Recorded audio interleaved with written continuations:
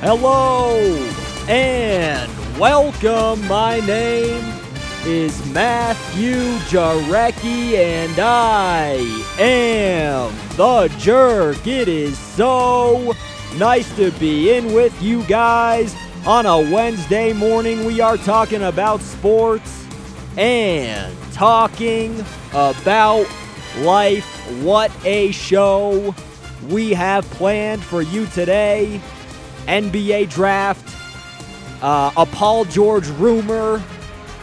We got some NHL Stanley Cup Finals recap at the end of the show. Creighton Sullivan's going to come on.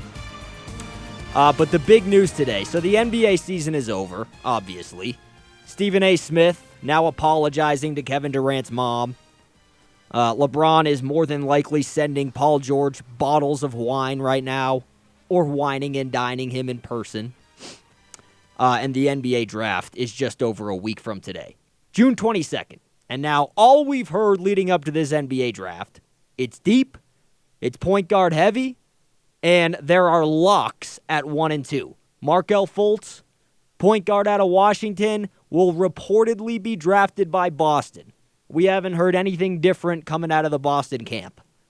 The other thing we've heard about this NBA draft as a lock, Lonzo Ball, son of the famous LeVar Ball, he's going to be drafted by the Los Angeles Lakers. Past that, it gets messy. We don't know. We don't really care what direction Philadelphia is going to go in, although I think Ben Simmons next year is going to be phenomenal for them. We haven't heard much about the Suns, who've whiffed on picks recently, and then Sacramento at 5. Biggest joke of a franchise in the NBA. Nobody cares about them. I think the only team in the NBA that's a bigger joke than the Sacramento Kings is the Brooklyn Nets. But the two things that have been set in stone over the last 2 months have been Fultz to Boston and Lonzo to LA. But here's where things start to get interesting. The Lakers saw Josh Jackson, player for Kansas, reportedly liked what they saw, and then scheduled another workout with him. They also worked out De'Aaron Fox, who plays the same position as Lonzo Ball. Completely different player, hell of a lot more explosive, doesn't make people around him better, plays the same position as Lonzo Ball. Now, this is a covert time of year. You never know what a team actually thinks. Everybody's keeping secrets. Everybody's throwing smoke all over the place. These two workouts for the Lakers could easily be a smokescreen by LA, because one thing we heard over the last couple months, Boston might be interested in Lonzo Ball just to mess with the Los Angeles Lakers. So I think LA might be going out and saying they're interested in Josh Jackson and De'Aaron Fox just to throw a smokescreen up. Just to say, hey, Boston, we're not really that interested in Lonzo.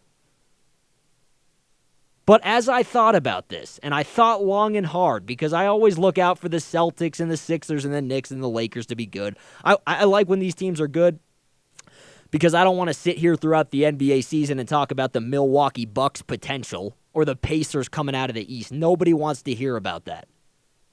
And when it's all said and done, I'm sure Magic Johnson and Rob Pelinka, the new GM, have thought through long and hard about this decision. Well, when I did, it became pretty clear to me. Lakers, don't run away from who you are. Draft Lonzo Ball. Hometown kid. Comes already assembled and prepackaged as a star. Makes everybody around him better. Listen, if you're the Lakers, you've been the Showtime Lakers for the last 40 years, basically. Don't run away from who you are. I've worked in restaurants since I was 17. I used to want to be a chef. I'm very interested in what makes a restaurant successful. I currently work. I'm a cook at a very, very successful pizza restaurant here in Flagstaff, Arizona. Let me tell you, the one mistake I've always noticed about restaurants since I've been involved in them, the one mistake restaurants make, the ones that I've been involved in that didn't go well, they strayed too far out of their comfort zone. If you do fried chicken, don't start making pizza just because one customer asked for it. Stick to fried chicken. Easy prep, All you need is flour, buttermilk, spices, chicken, a fryer full of oil. You're good to go. Easy cleanup, quick cook time. Ingredients are fairly cheap. All of this stuff matters when you're planning a restaurant. But when you start to branch out, when one customer asks for pizza, and you say, okay, let's make some pizza, you got to go get an oven. You got to make the dough. You got to let the dough proof in a refrigerator for 3 days. Who knows if your fridge is big enough for that? You might have to get a new fridge. Toppings are expensive. You'll probably have to hire somebody else to man the pizza oven. Now you've made that one customer happy if they even like your pizza, but the rest of your customers are now confused. Honey, are they a pizza restaurant or a chicken place? Let's just go to Subway.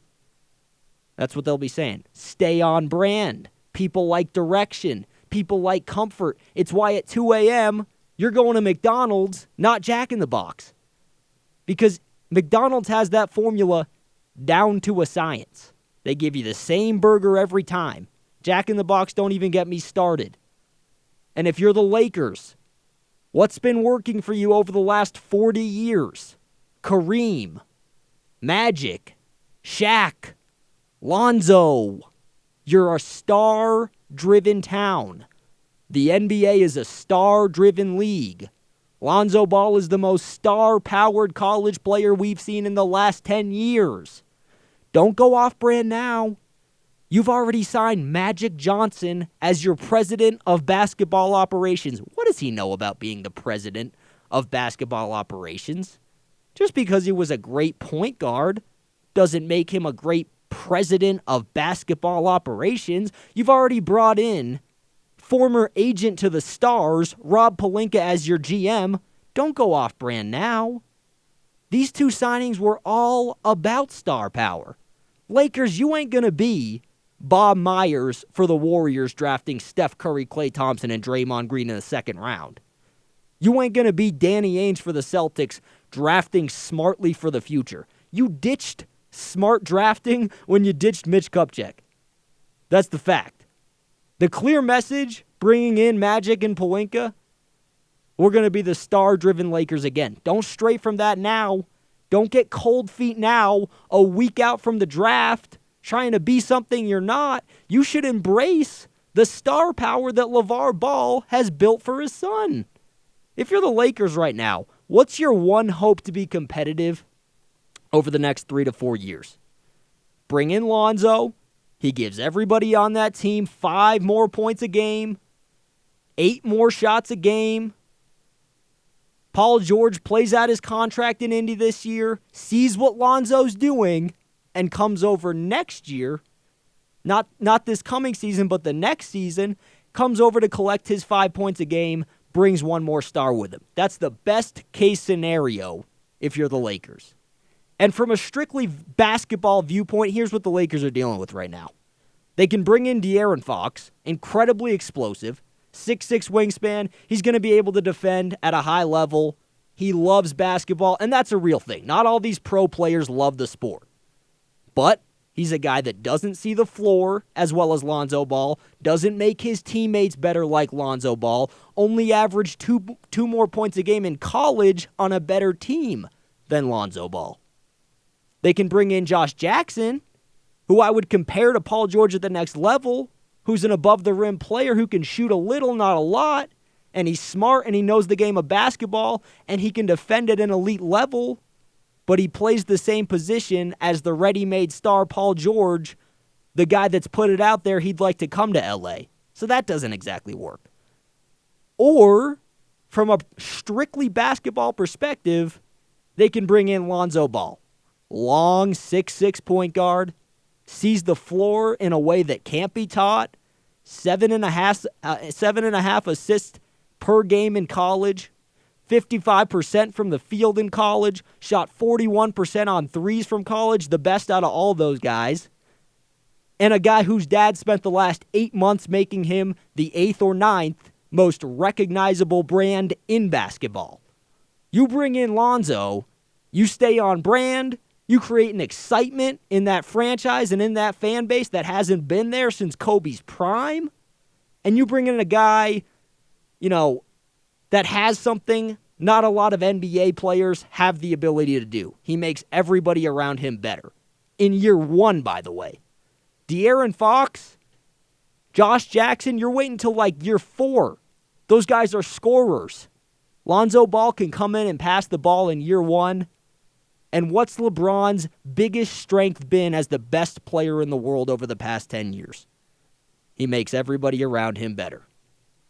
If I'm the Lakers, I see almost no downside to staying on brand and drafting the most star-powered college player of the last 10 years.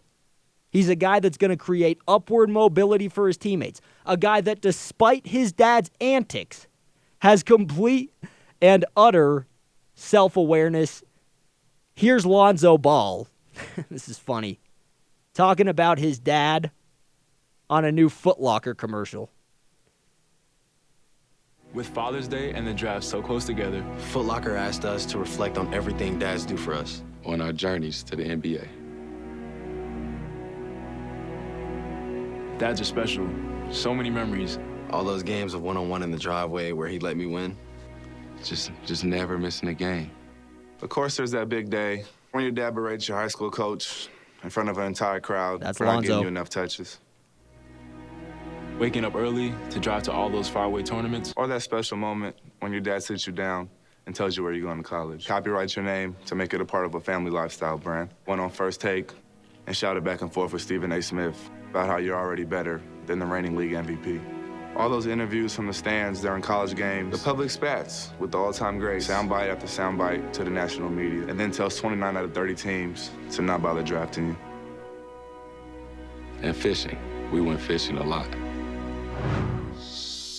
So that's the new Foot Locker commercial. Lonzo Ball talking about his dad. I love that. Lonzo Ball has complete and utter self-awareness. Listen, he knows his dad's a goofball, but he realizes some of what his dad's doing is necessary. If they really do want to create the big baller brand, they didn't have the money to go out and advertise that thing.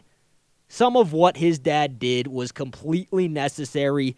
6 months, basically, of free advertising and brand awareness building is what LeVar Ball did for the last 8 months. I think they just went on Jimmy Kimmel, too.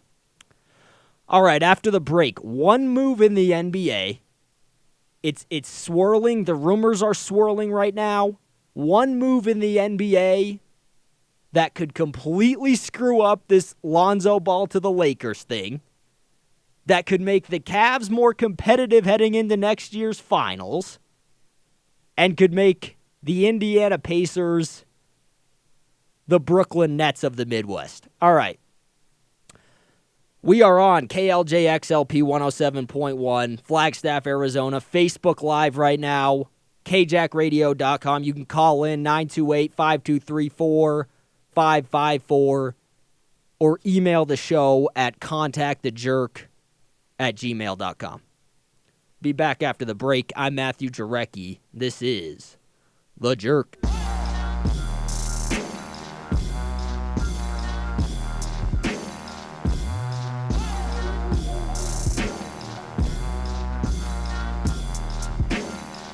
Welcome back to The Jerk. I'm Matthew Jarecki. I am The Jerk. So, we just got news. Joe Lacob of the Golden State Warriors willing to do whatever it takes to ensure Steph Curry remains with the Golden State Warriors. Curry's 29. He's eligible for a 5-year, $205 million extension this offseason. If you guys aren't aware of this whole Steph Curry thing, so Steph Curry got paid basically as much as Andre Iguodala this year. He's been underpaid the last 4 years because he had ankle injuries right before he signed his contract. They didn't know he'd be this. They didn't know he'd be a 2-time MVP. They didn't know he'd be unanimous MVP. So Curry's been very underpaid. And you got to think, I thought about this as the Golden State Warriors celebrated that championship a couple nights ago. It's all hunky-dory right now. Kevin Durant got his first finals MVP, got his first ring. That's Steph Curry's third finals appearance, second ring. you got to wonder, what are the egos like right now? What is Klay Thompson feeling like right now? Does Klay Thompson want to go prove that he's one of the best two-way players in the NBA and lead his own team? Or, one of the things I give this Warriors team so much credit for, Draymond Green called Kevin Durant after Game 7 of the 2016 NBA Finals. So this team is incredibly selfless, and they have an extreme ability to let their egos down like we just don't see in the NBA. So I do wonder, though, they got their ring, they toughed it out, they set their egos aside for this one season, but what now? What happens when Steph Curry sits down with his wife and he says, listen, these are our finances, this is how much I could make, and this is how much I'm going to need to take if we want to keep this Golden State team together. He's going to have to take less. He's not going to get that max extension if they want. One of the reasons this Golden State Warriors team was so successful, when Steph Curry or Klay Thompson or Kevin Durant or Draymond Green sits, they can bring in guys like Sean Livingston, like Ian Clark, like Andre Iguodala, who shut down LeBron James largely in the first half of Game 5. They're going to have to let some of those pieces go if Steph Curry takes a huge contract. So I do wonder, this team's been very egoless for the most part. And that's one of the things I think I started the show yesterday or the day before talking about. We just don't give enough credit for a team being egoless.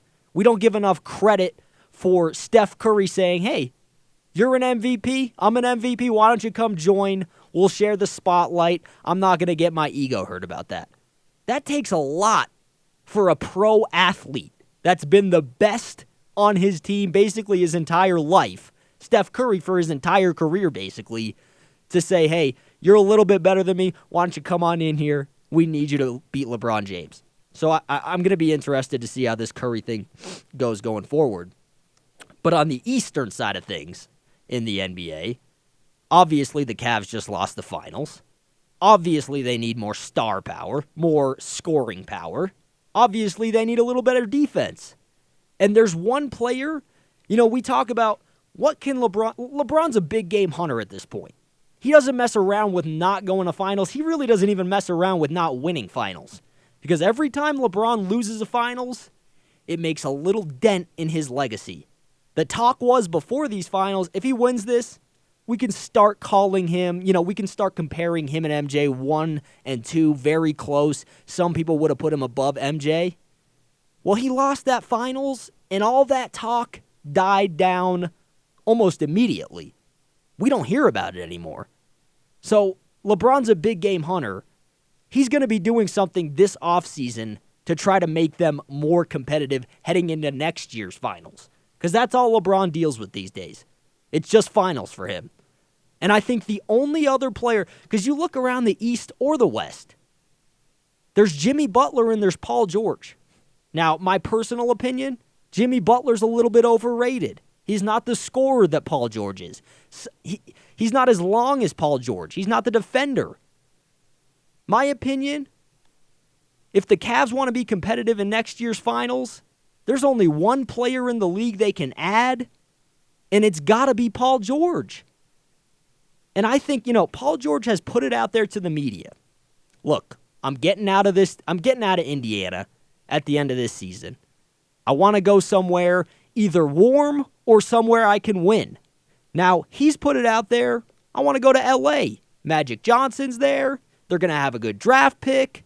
I want to enjoy the rest of my career. And he probably looks at the Cleveland Cavaliers and the Golden State Warriors and says, look, I'm not going to be either of these guys. I might as well enjoy the rest of my career in my hometown because that's where Paul George is from. But what if he gets a call from LeBron James and says, hey, man, let's work this out. Why don't you go over to Larry Bird, tell him you're going to leave after this season, and ask him, hey, do you want to get value for me? What if Paul George goes to Larry Bird and says, I'm out. I'm out after this season. There's a guy over there in Cleveland. They're willing to trade Kevin Love. You better get some value for me or you're going to get nothing for me after this season. Indiana gets Kevin Love. that's at least a building block. Old building block, but that's at least a guy that can give you 25 a game, especially if he is the best player on that team. We saw what he did in Minnesota. I think if Paul George goes to the Cavs, you think about that. Paul George is now covering Kevin Durant. LeBron James is now free to roam. Kyrie Irving and Steph Curry are still awash. That changes the series a little bit, in my opinion. There's also some conspiracy theories out there. The Cavs might be able to just give J.R. Smith and Iman Shumpert and a couple other pieces, maybe draft picks, to the Indiana Pacers in exchange for Paul George. I don't think Larry Bird would ever do that. I think Larry Bird's been fairly stubborn throughout his career with the Indiana Pacers. But if Paul George makes that move, it makes the Cavs a hell of a lot more competitive in next year's NBA Finals, and it kind of screws things up for the Lakers drafting Lonzo Ball. The Lakers have this kind of like master plan, which I think is extremely unreliable, where they want to draft Lonzo Ball, and then they're waiting for after this season for Paul George to just choose them in free agency. That's a slippery slope. That's a place you don't want to be as the LA Lakers, especially now. There's a lot of rumors flying all over the place about Paul George to the Cavs. And if you're Paul George, just making a strictly business decision, life business decision. Do you want to go to the LA Lakers and be a part of them building while the Warriors dominate the West for the next 4 or 5 years, and by that time you're old if you're Paul George? Or do you want to join Cleveland, compete for a championship? Next year, you don't have to face LeBron James anymore. I'm going to Cleveland if I'm Paul George. All right, after the break, I have an opinion about this whole Celtics thing. What the Celtics are doing in the draft and their master plan in general is very interesting to me. I'll get to that. Little bit of Odell Beckham news that I just want to touch on. It's just funny. There's just, the media is very funny as it pertains to Odell Beckham Jr. We'll get to that after the break. We are on KLJXLP 107.1 Flagstaff, Arizona. You can call in 928-523-4554. You can contact the Jerk at contactthejerk@gmail.com. You can go to our Twitter page, The Jerk Show. You can go to our Facebook page, The Jerk with Matthew Jarecki. We are in here 9 to 10 a.m., Monday through Friday. It's the only sports radio show. This is incredible to me. It's the only sports radio show that broadcasts out of Flagstaff, Arizona. All right. Be back after the break. I'm Matthew Jarecki. This is The Jerk. Welcome back to The Jerk. I'm Matthew Jarecki. I am The Jerk. Great show today. The NBA Draft coming shortly, June 22nd, just over a week out. I can't wait. I'm kind of a nerd about that stuff. I got my buddy Lance Hartzler. He's going to come in, tell us all about everything he's heard about the NBA Draft. He's a great basketball writer here for the NAU. It's the newspaper here. It's called The Lumberjack. He has all sorts of information. He's a complete basketball nerd. He'll be on either later this week or at the beginning of next week to tell us all about the NBA Draft. And I found, I started the show. The Lakers are now working out De'Aaron Fox, and they're bringing in Josh Jackson for a second workout. And I'm saying the Lakers just need to stay on brand. Like, stick to your brand. Stick to your star-driven Lakers. That's what's made you successful for the last 60 years. Why not stay with it? Kobe, Shaq, Magic, Lonzo Ball. That's how you're going to be successful if you're the Lakers. I get growing and trying to improve yourself. I get that. But you just brought in Magic Johnson as your president of basketball operations. Does that make any sense? If you're trying to go smart, why didn't you keep Mitch Kupchak? You brought in Rob Pelinka a former agent. So the Lakers went all-star power, and now they're throwing us Josh Jackson and De'Aaron Fox? I think it might just be smoke screens, but if they're really thinking about passing on Lonzo Ball, I think it's a huge mistake. He's already, in my opinion, the 8th or 9th most recognizable basketball brand in our country, and his dad, to me, gets a lot of credit for that. You can bring him in. He can make players better year one. That's another thing. Josh Jackson, De'Aaron Fox, they're going to take about, those guys are scorers. They're going to take about 4 years to really develop in the NBA.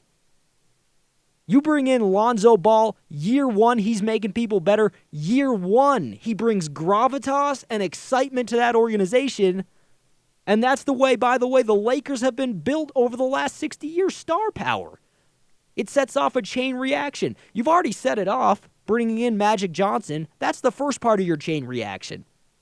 Then you bring in Rob Pelinka, who has a great relationship with a lot of the stars in the NBA as a former agent.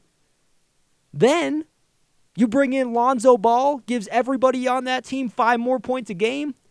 That's when Paul George, if he doesn't go to Cleveland, that's when Paul George really gains incentive to come out west. Or other stars. What about Jimmy Butler? He has a house in LA. So I think you're making a huge mistake if you're the Lakers. And again, this might be smoke screens, but I think if you're the Lakers and you pass up on Lonzo Ball, you're making a big mistake. But I saw something. So, this is funny to me. Odell Bekham Jr., switching to football here. As we get into the OTAs, Odell Bekham Jr., he skipped OTAs. And he's coming back, and he's talking about, I took this time to grow as a player and grow as a person, and he's now reading a new book, The 4 Agreements, which you should actually check out. I got that as a gift one time. It's a good book. But he's reading these books. He's making self-improvement. He's working out with former NFL stars, taking videos of it. And he comes back and he says it wasn't about the contract issue. And there's all these puff pieces about Odell Beckham Jr. changing as a person. And it happens, how many times do we see this with these divas, especially in the NFL? They've always changed as a person in the offseason. So we get all these puff pieces about Odell Beckham Jr. changing. He read a book, The 4 Agreements. He's working out with former NFL stars. He's doing the right thing. He's a great guy. And then he comes out and he wears cleats that troll the media. They say ESPN and TMZ and Deadspin all over him. And he's trolling the media. And he goes up in his press conference and he's smirking and he's standoffish towards the media. Odell Beckham is the same Odell Beckham we got last year that was proposing to kicking nets and crying on the sideline. He's the same guy. These young, I always laugh at these puff pieces about, they're just PR pieces. Odell Beckham Jr. taking steps to change as a person, growing as a man. Brandon Marshall's going to be a great mentor for him. You know why he might not have got a contract yet? Because that's the big news today. Odell hasn't gotten a contract yet, and he's talking about it to the media. I was just taking time to train, really grow and mature. You just have to be able to reflect on life and learn new things. Thanks, Odell. Thank you. I think one of the reasons he hasn't gotten a contract yet, if I'm the Giants GM, why do I want to give this guy a monster contract? I got Eli declining. Eli might only last for the next 2 to 3 years, the way things have been going. Eli's declining. You're going to have to bring in a new quarterback. Do you really want that new quarterback influenced by Odell Beckham Jr.? I don't. I wouldn't want to build around. Let the Bengals build around Odell Beckham Jr. You're a respected franchise that over the last 15 years has won 2 Super Bowls against the Patriots. Just let it be at that. Just let him go. I think one of the main reasons Odell Beckham Jr. hasn't gotten a contract, Eli Manning's going to be gone soon. You don't want to find yourself building around a diva wide receiver. He's going to come out and claim he changed over the offseason. Yeah, it took that 8 months to really change myself as a person completely. You've been catered to your whole life, Odell Beckham Jr. It's worked out in the personality that you have. You are who you are most of the time in the NFL. You're getting paid millions of dollars. There's really no incentive to change. He's had no real consequences. I don't buy it at all. I think they're puff pieces, and I completely understand if the Giants don't want to build around Odell Beckham Jr. I know everybody's in love with the guy. I know he makes spectacular catches, and there is no denying he is a fantastic wide receiver. But I'm out on Odell. I'm done with him. I'm out. He's a diva. I'm done with him. Wide receivers in general, I'm not really into wide receivers or building my franchise around wide receivers. All you got to do is look at the two most successful franchises in the NFL over the past 2 years, or 5 years.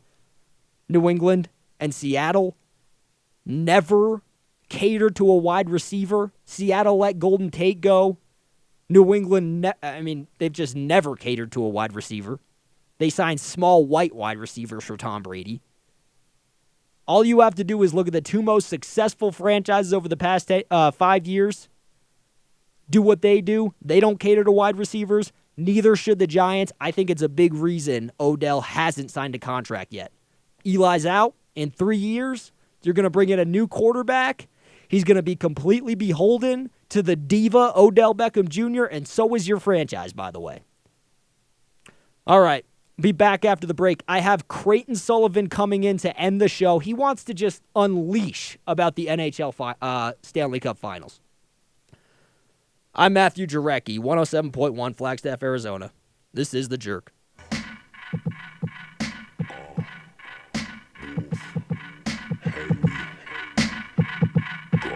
Welcome back to The Jerk. I'm Matthew Jarecki. I am The Jerk. Last segment of the show, we are joined by Creighton Sullivan. If you've heard the Jerk podcast, you know Creighton, NHL insider here on the Jerk. He's going to be joining us throughout the fall. He's going to be talking about college basketball, NFL, whatever you want to know. This kid works hard, knows sports. All right, Creighton. Glad to be back. Thanks for having me. It's nice to have you. Creighton was in Nashville for the NHL Finals. He's going to go off about that, tell you what the atmosphere was like in Nashville. More NHL news, a little bit of baseball. What's up, Creighton? Nashville, just a party. If you ever have the chance to go to Nashville, no matter what time of the year it is, no matter what day, what time of the day it is even, if you're on Lower Broadway, it's a party. Because there's bars and everything. Everything's got a rooftop. Everybody's got live music playing. And you couple that with a major sports team's final, there was nothing like it. Like, I didn't originally go out there. A couple months ago, I bought my ticket because I was going to a big music fest out there. And it just so happened that the Predators made it to the Stanley Cup, and they were able to be playing in town at the same time. So we had hundreds of thousands of people for this music fest, another couple hundreds of thousands of people there just to see the hockey in from Pittsburgh and wherever else. That it was just insane. So I was out there for Game 5 and Game 6. So in Game 5, the series was tied 2-2. Every home team had won so far. And we were lucky enough to get into the viewing party in Bridgestone Arena in Nashville, where the teams weren't even playing, but the stadium sold out. Wow. Just so people could sit there and watch the games on the big screen. And it was insane. Like, all the big stadium effects and everything, the lights, the goal horn and everything was still going off, but nobody was on the ice. That's kind of sweet, actually. It was different. But it still felt like you were there watching a game. I mean, being like in the stadium and in the arena and everything is like, yeah, there's nothing like it. So how much was it to get in? $15. That's not bad. No, not bad at all. So, I mean, I assume that's the reason it sold out, because even if you didn't get in, you had to buy the tickets online. There was no box office open or anything for it. Yeah. So the people who knew about it would go online and buy tickets, and enough people went on and bought it to sell out an arena for a watch party. That's amazing. Hey, I think a lot of people don't realize, like, NHL doesn't get a ton of national coverage. It's probably the 4th biggest sport in America. But going to a hockey game, I grew up in New Hampshire, and it was all hockey. Right. Dartmouth College was right there. They're a good, college hockey team. It's incredible. It's an incredible atmosphere for probably my favorite live sporting event. Oh, yeah. Absolutely. So, I mean, like, the entire time, since there was a bunch of, like, country music stars and everything that already live in Nashville, that just made it good for the game of hockey. Now, had you been to Nashville before? I went in October, and believe it or not, I went to, like, the 6th game of the year, and it was Predators versus Penguins. Okay. And the Predators won, like, 6-1 or something like that. But, I mean, it was a bunch of B teams. Fleury was out. Crosby was out. Subban was out. So it was kind of just like it almost felt like a little scrimmage, but it was sold out nonetheless for the 6th game of the year. So, okay, 2 questions for you. All right. Number 1, being in Nashville in October, did it seem like, what was the atmosphere like in that Predators game? Because that's the football season over there. Is it Right. more of a Titans town? Honestly, no. That's what I thought. That was my feeling. Yeah, because, I mean, the Titans have been there forever, and the Predators are going on their 19th or 20th season there. So I think what it comes down to is the success and the location. Because in downtown Nashville, everything's kind of tilted a little bit. It's kind of like Flagstaff. Like, streets don't run exactly east and west and north and south or whatever. So everything downtown, like right on Lower Broadway, where all the bars and stuff are that you hear about, Bridgestone is on the corner. Okay. So Bridgestone is directly downtown. It's on Broadway. It's on 3rd Street. And right catty corner across from it is where all the bars start, all the 3-story bars, all the live music and everything. So Interesting. and then the Titan Stadium, you walk down a couple more blocks toward the Cumberland River, and it's right across the river. I have a bunch of pictures and stuff that I can show you from the fest and everything. But yeah, I think it's tougher to get to the Titan Stadium. So if there was a game, I don't think they would ever schedule it like this, but if there was a Sunday afternoon game for the Predators and a Sunday afternoon game for the Titans, they'd obviously both sell out because the Titan Stadium will always sell out. Always. Just because it's the only other major sports team in Nashville. Yeah.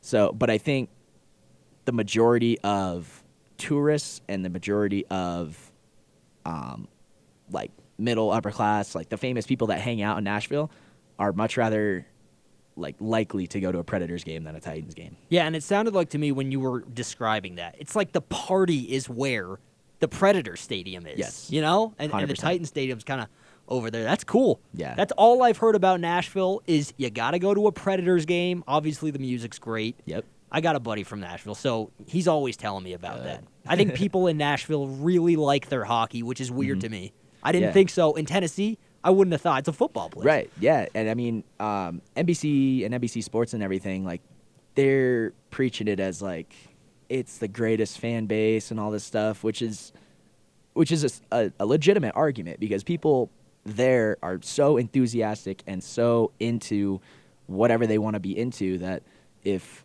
they want to be into hockey, they're gonna let you know. Yeah. So I don't know, it's insane. But about the game, so Game 5, we only stayed at the watch party for the first period because it was 3-0 after the first, and we had a concert to get to. Like all the night concerts for this fest were in the Titan Stadium. So the entire time we're hanging out right by Bridgestone, inside of Bridgestone. We literally left the Predators arena, walked across the river, and walked right into the Titan Stadium for a concert. And is the weather nice at this point? It was too nice. Oh, It was maybe high of 78, 79. And then it got hotter. The next couple of days were like 80, 85. But for the first day, all the artists that were playing were telling us, they're like, this is the nicest CMA Fest I've ever played. And it was my first one, and I'm like, all right, sounds good. So you just Looks like I'm literally coming back. went to Nashville, got drunk, listened to music, and watched the Preds. Pretty much, yeah. It's an amazing time It was right there. insane. Met a ton of cool people. Everyone was just there to have a party. Everyone there. The only thing that was like kind of a little bit annoying about it was the people who really wanted to know hockey and that would not really complain, but just kind of not know what was going on in the watch parties and everything, because there was 100,000 people out on the street for the watch party too, and then for Game 6. So I remember there was a time we were watching Game 6, and I don't know if you watch Game 6 at all, but in the first period, there was missed call, I could put in air quotes, that cost the Predators a goal. It was a shot on goal that Murray thought he had, and the puck hit him, and he crunched down, and he stopped, but the puck was loose in the crease, and it ended up getting poked in by the Predators, but it was waved off as a no goal because the referee lost sight of the puck. The referee was in bad position back in the corner, and he was unable to see that the puck was loose because he was blocked by Matt Murray. So he blew the whistle before the puck went in, and technically the rule is if you blow the whistle or you have intent to blow the whistle, that means the whistle has blown and the play is dead no matter where the puck is. So obviously everybody in Nashville is butthurt about this. Just going absolutely nuts. I was going nuts. I mean, when you're there, of course. Yeah, it was insane. But I mean, being like out at the watch party and everything, it's hard to hear. It's kind of like being at the game. You don't get to hear like the insight of the announcers and everything and all that. So like being outside with 100,000 screaming fans all looking at two different screens, it's hard to tell. Like you kind of have to know what you're looking at to know what's going on. And if you're not told what's going on, then it's a little bit tougher. So and then the mob mentality sets in, and everybody's just pissed off. Beer cans and trash and everything getting thrown at the screen, which was kind of funny because it was like expected. Yeah. Like, oh, it's probably gonna riot. But everybody there was just so happy to be there that nobody like is throwing punches, nobody's setting stuff on fire or anything, and all that. But then later in the game, like it kind of adds to the point of people like wanting to be fans but not really knowing the rules was. Jake Gensel for the Penguins was skating through neutral ice, and he went to dump the puck, and he threw it over the boards. And the fans inside the stadium and the fans outside the stadium all wanted a penalty for delay of game. But you only get a delay of game penalty if you're in your own zone and you flip it out. Oh, yeah, so they don't nobody really knew that, and Yeah. nobody can sit there and tell 100,000 people, hey, this is why it's not a penalty. So you all just kind of have to listen to everyone yell and scream and complain, thinking that the refs missed another call, but they really didn't. So that's a kind of an awkward situation. So you're just sitting there knowing that rule, and everybody around you's upset. like my buddy Clayton and I, like we're sitting, and we both just know the rules, and we're sitting there, we're wearing Preds gear, Preds hat, and everything, and everyone's going nuts. Oh, that's a terrible call, blah blah blah. And we're like, no, it's actually not. It's just a dead play. What about this goalie? He's like 21 for the Penguins. This is his second Stanley Cup he's won as a rookie. So he's basically winning 2 Stanley Cups a year. This is just believe it or not. Because, I mean, I don't know. It was the same formula that they used last year when they won it, too. Fleury starts out. Fleury has a couple bad games, and Coach Mike Sullivan doesn't like what he looks, so he throws this Matt Murray in there, and Matt Murray comes in and just shuts it down. He's done it 2 years in a row. And so for the first year that they won the Cup, he didn't play enough games to be, like, have it be considered his rookie year. It was just, like, kind of his entry-level year. Okay. So he was able to play this entire second season technically as a rookie. So he has 2 Stanley Cups and 2 rings, and he's technically not even in his second year yet, let alone his third. God, I'm next year. 22 years old, sitting on a radio show. What are we doing with our lives? Guys winning Stanley Cups. Yeah. That's one thing I've never been able to wrap my mind around in the NHL. These goalies will get sat during a Stanley Cup play. They'll just be silent. Yeah. They'll just be like, They just love it. Okay. Yeah. Andre Fleury's just sitting on the bench letting them win the cup. It's wild. But, I mean, I feel like hockey is the only sport that is 100% team mentality. Yeah. Like, I could see that. 100% for the team, just for the boys, and everything that you do needs to be for the team, and anything else that happens to you, you just have to know is for the team. Like, there's no single person on any one of those teams. So there's also a little bit of drama coming out with those 2 goalies, Andre Fleury and Murray, right now because the expansion draft is coming up. Okay. So they have to draft basically an entire other team, the Vegas Golden Knights. So I forgot about that. Yeah, so the way it works with the expansion draft is each team can protect 7 forwards, 3 defensemen, and a goalie, or just 8 skaters and a goalie.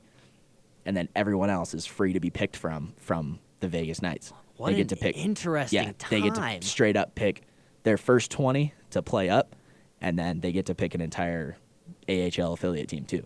So there were a couple teams. I know the Islanders. So in people's contracts, if they're good enough when they sign, they'll have a no movement clause, which means if something like an expansion draft were to happen, they're not going anywhere no matter what. So the 8 skaters and a goalie that you're allowed to protect are people who don't have that no movement clause in their deal. Okay. But there is also another thing in the no movement clause is that you can be asked to waive it. but it has to come from the player. So the player can basically decide his own fate if he has a no movement clause, Sure. if he wants to get rid of it and either take the chance and stay with the team or go play somewhere else. So in the case of the Penguins, it came out yesterday that Marc-Andre Fleury will be waiving his no movement clause, so he will be technically a free agent, but only over to one team. So Marc-Andre Fleury next year could be the starting goalie of the Vegas Knights. So maybe there is a little bit of that ego coming through. You never know. There is, but I mean, I think it also ultimately goes back to that whole like team mentality thing. If Marc-Andre Fleury's like, I've done my part. I've gotten our team to where we need to be into a position to succeed. That's great. But I also understand that this other kid is great and is probably best for the team because – so I guess like it's got to be mixed emotions, mixed feelings running through all these guys' heads. But for a player to actually come out and say, I want to waive my no movement clause, it's kind of like what you're saying, that ego comes out. They're like, well, if they ask me to waive it, that means they kind of don't want me here. Yeah, I mean, I can imagine. You're Andre Fleury. Has he won cups with them before? Yeah, he won the one in 2009. That's what I thought. And he might be saying, you know what? They've sat me for the last 2 Stanley Cup finals to this guy. It's over. Maybe I should just go get my own starting gig somewhere. Yeah, I mean, which is totally like okay. That's okay. He's a 3-time Stanley Cup winning goaltender. That's okay. There's not a lot of those left, but it's just like the other one that they have is a 2-time Stanley Cup winning rookie. Yeah, which is just mind-boggling. But I don't know. And these great goalies in the NHL, they become like cornerstones of the franchises, right? Like, right. Oh yeah. Like Pekka Rinne in Nashville. He was drafted in 2004, so he's been with the team. He's going to go on his 14th season. Yeah. And he's coming around. Laviolette's still the coach there. Predators are going to make another deep run next year with all these returning pieces. Like they were such a young team this year. They were the 16 seed in the playoffs this year. So this is another question. This is like the last question I can give you because we got to wrap it up here. But were the Pittsburgh Penguins clearly the better team in this series?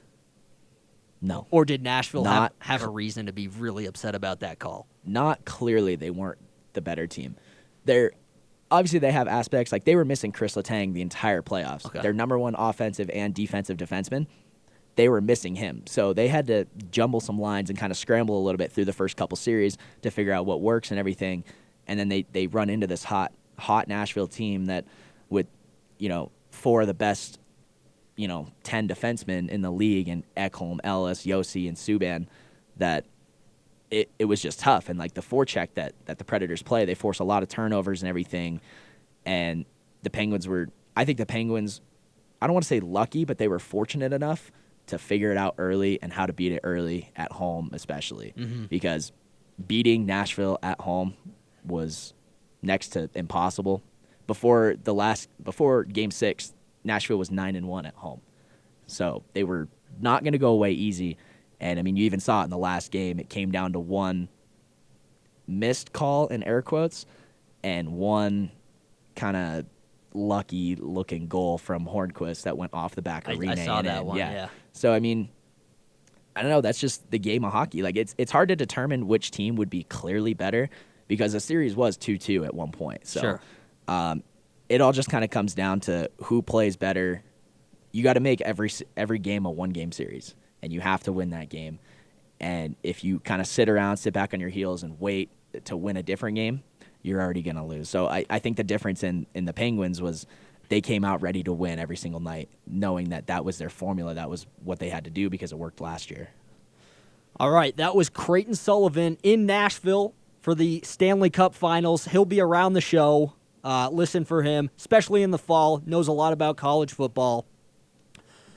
We will be back tomorrow, 9 to 10 a.m., Monday through Friday, 107.1 KLJX LP, Facebook Live, kjackradio.com. Hit him up on Twitter at CrayCray, right? That's right, CrayCray24. At CrayCray24. You can go to the show's Twitter at The Jerk Show or contact thejerk@gmail.com. I'm Matthew Jarecki. This has been The Jerk.